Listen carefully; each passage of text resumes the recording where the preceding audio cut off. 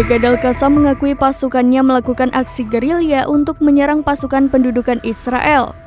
Alhasil sejumlah tentara Israel tewas terkubur di dalam terowongan.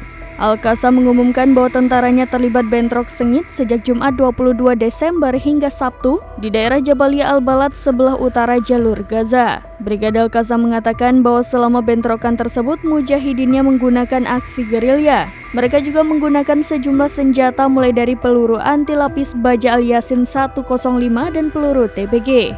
Mereka juga menegaskan bahwa para pejuangnya di daerah Jur Al-Dik di jalur Gaza Tengah. Brigade Al-Qassam mengaku berhasil meledakkan terowongan jebakan oleh pasukan khusus Zionis. Pasukan penyelamat pendudukan menjadi sasaran mortir kaliber berat, membunuh dan melukai anggotanya. Ruang komando lapangan pendudukan di poros selatan kota Gaza juga dimusnahkan dengan mortir kaliber berat.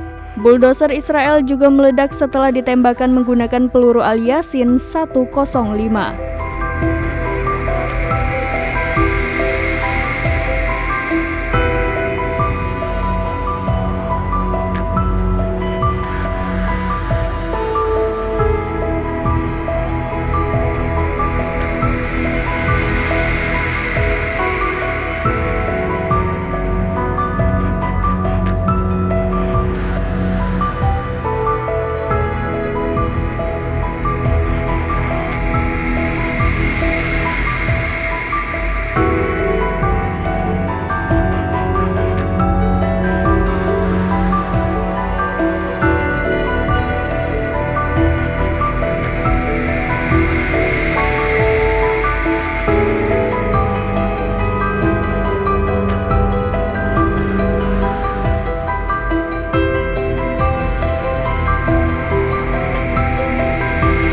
Download Tribun X sekarang, menghadirkan lokal menjadi Indonesia.